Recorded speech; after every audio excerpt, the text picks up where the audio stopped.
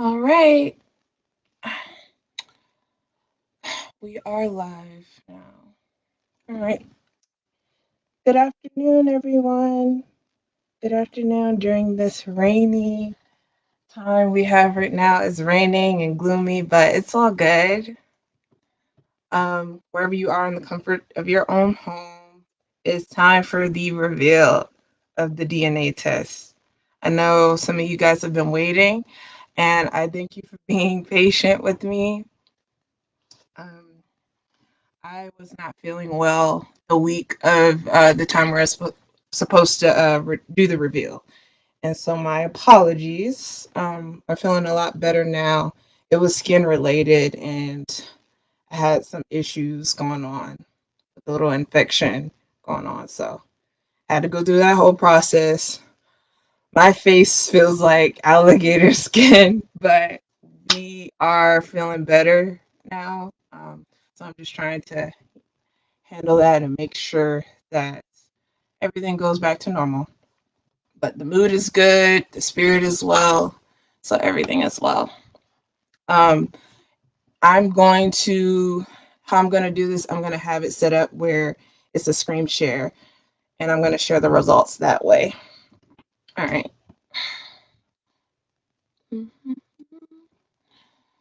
So what we have here, I have a series of documents that I'm going to share in relation to the results, just to make it simple. And I think it will help everyone understand it a lot more instead of me just holding up uh, pictures and documents that people might not be able to see as easily.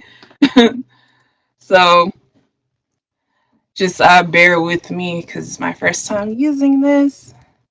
I'm going to be clicking back and forth. So a little background information on this process. Back in July, my dad and we did a tutorial of the testing process.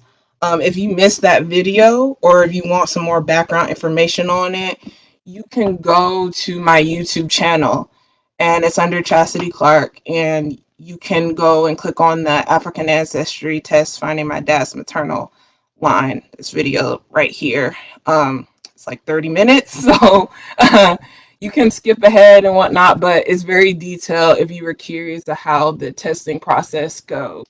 It's very simple, painless, and you go ahead and mail it out and you wait the weeks ahead. We did this back in July, and I got my test results the first week in September.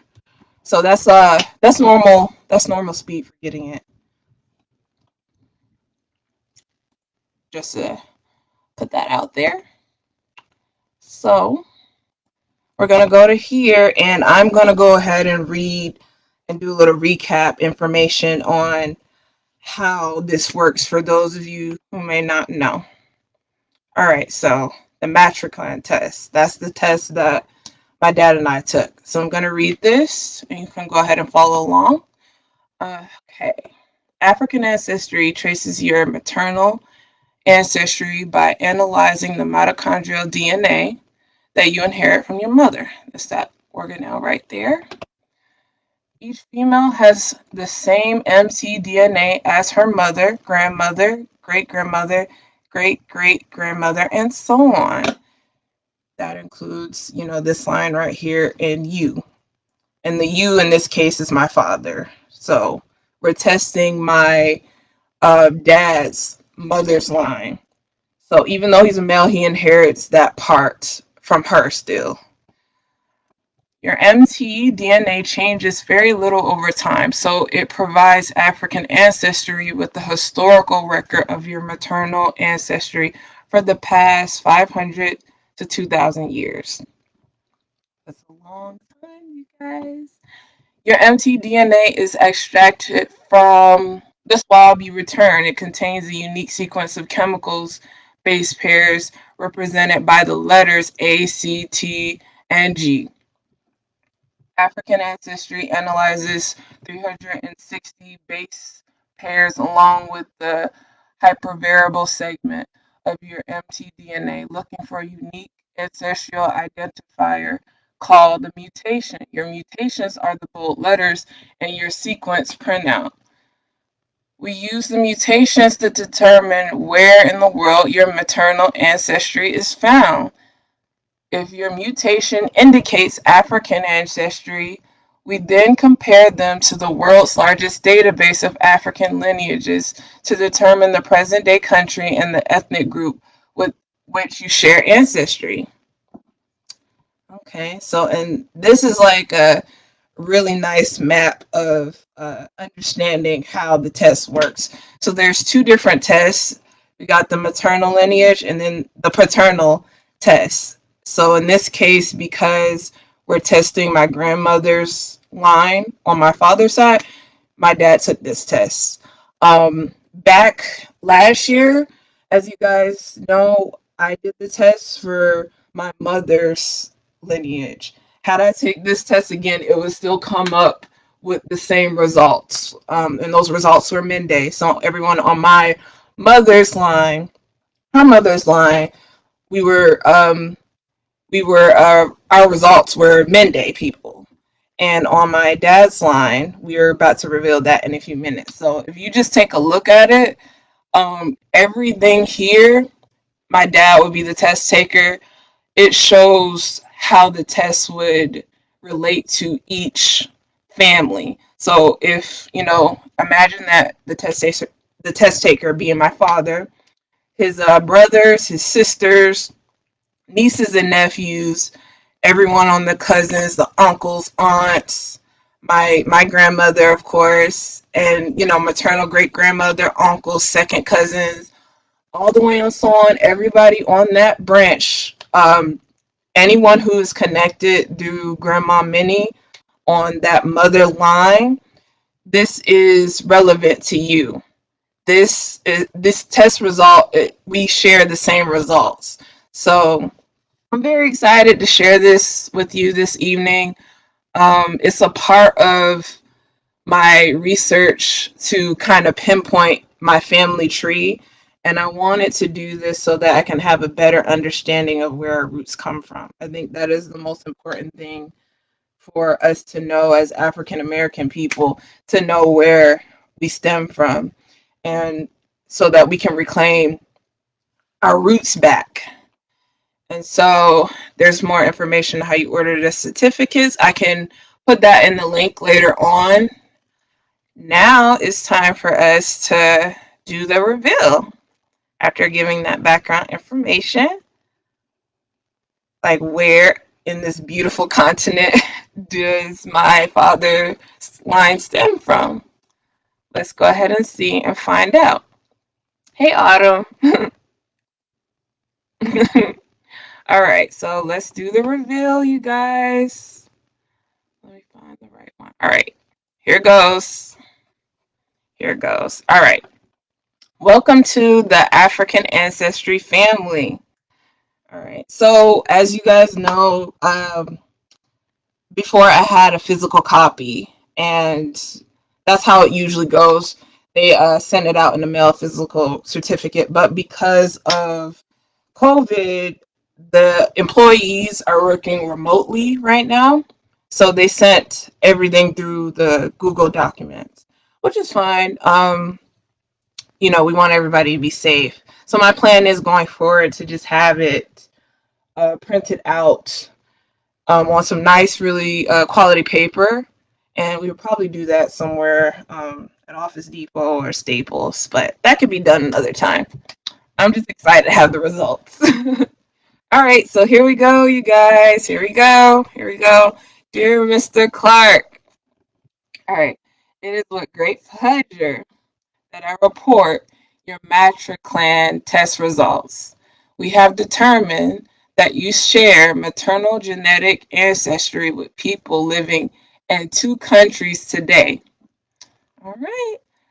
Buvi people in Bioko Island and Tikar, Hausa, and Fulani people in Cameroon. Both the DNA sequencing is a lot of the sciencey stuff of how they read and interpreted these results here. And here's the certificate. It's dad and Bubi people living in Bioko Island and the Tikar Hausa Fulani people living in Cameroon. I'm so excited. I cannot wait to frame this. Um, it's such I love this company so much. Not only that it's black owned, that they give this information back to the community so that we can have this information to pass on to our kids, to our cousins, to whoever comes after us so that they can know going forward. It's such a beautiful thing. Like I got the chills reading it all over again. But yeah, so just they also send me some information regarding the details about it in a little booklet. Um, it's so much to research. Like I didn't expect for it to be so thorough though. But about Bioko Island, Bioko Island. If you see on the map right here, it's part of Equatorial Guinea's territory. So, and it's right down here. It's closer to Cameroon, which would be up towards the west side. Um, well, it's very small. I think if I go back to it, some picture that shows. Yeah, it's right here.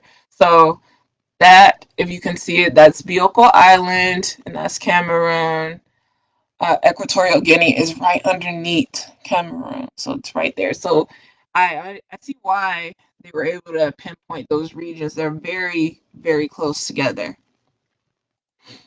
So yeah, I'm super excited. All right, so just a little bit of information on that. We know Bioko Island is rich in resources. The island was one of the first in its territory to develop cocoa, coffee, and other important resources. While the official language in Equatorial Guinea is Spanish and French, most of the natives they use their tribal tongue, which is awesome. They're usually a Bantu language, either Bubi or Fang or Igbo. And the island today, I thought that was really cool. The island today has descendants of those who were enslaved, but then later were set free in the 19th century. That's also really cool to know. And back then, I thought this was very interesting. It was known that the elders they used to place special markings on the children in order to deter people who were slaveholders from wanting to kidnap the children and sell them. So wow, that's a powerful thing. It still saddens me that it had to be extended to that length. It's like a mark to say, do not touch this little one. It's like you will not touch this little one. You will not place their hands on them. So as a protection. But you all know the history of it. I went into detail about it more so in the video on my YouTube channel. Um, but yeah, there's a lot of resources they sent me back on Cameroon. They have this little booklet that they sent to me. So let me see if I could read some of it. Oh, out of curiosity, hey Google, how far is Bioko Island from here?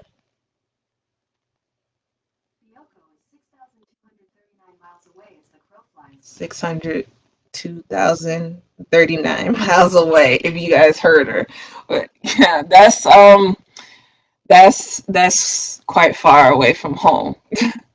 That's quite far away from home. So let me see if I could find some more information because we got Tikar Hausa and Fulani people. So there's a lot of research that I need to backtrack and go uh and just go and read and embrace it. Let's see what we got here. It says the culture of the Tikar. All right, the Tikar of Cameroon are closely related to those other of grassland groups and share a similar political and familiar structure. Villages are governed by single leaders known as Fawn, usually chosen from among the area's ruling families. Every village's Fawn is attended by a council of elders who assist him in decision making. Most Fawn serve for an entire lifetime. Traditionally, the Tikar are subsistence farmers growing peanuts, maize, and yams, and raising chickens and goats. Men clear the fields and hunt, while women, who are thought to make the soil more fruitful, plant and harvest the crops.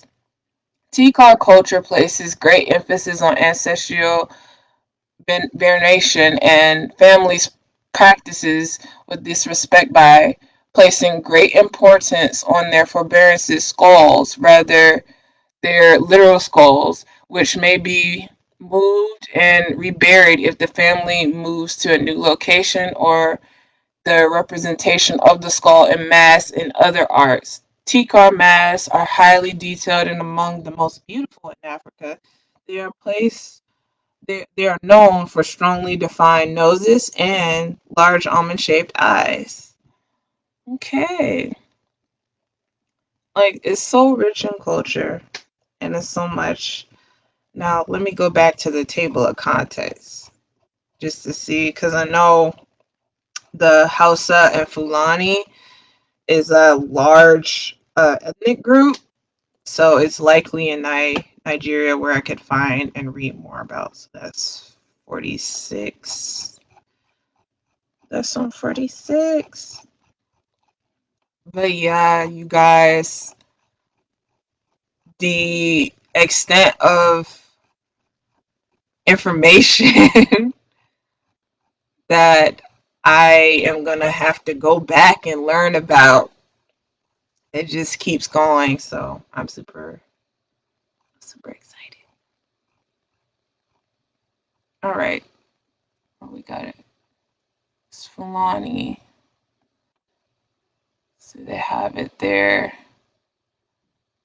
Early explorers and researchers noted the cultural and physical differences between the Fulani and neighboring country groups. The Fulani themselves are keenly aware of their distinctive physical appearance. Some have relatively fair skin, long hair, and eloquent features. The Fulani reckon distant with their lineage groups from the basis of the social groups and the pastoral Fulani.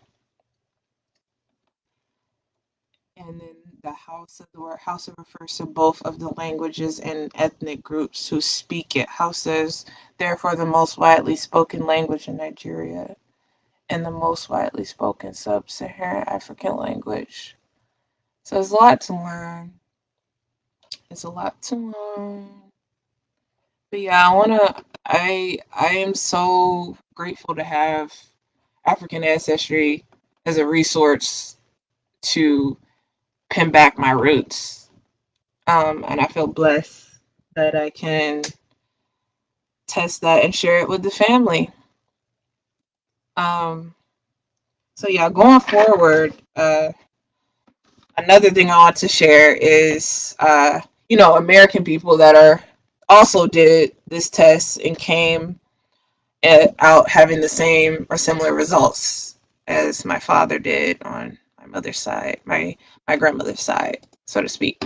Anthony Anderson, we found out he did the same test, and his test results came out to be Cameroon, that of people from Bioko Island and Equatorial Guinea as well, and also people of the Tikar House and the Fulani. So we thought that was interesting.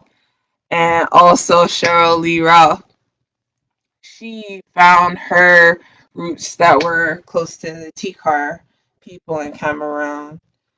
Just um just to show that American Black people are doing this test too. And I think this is super important. Also, if you're interested, I'm going to go to the website here. This is their website. AfricanAncestry.com. And so these are the testing kits that they have. Now, this is a Matriclan test. I did this test twice. The test, this is the test that my dad took, and then I took this test for myself so that we could find my mother's line. And the tests are $299.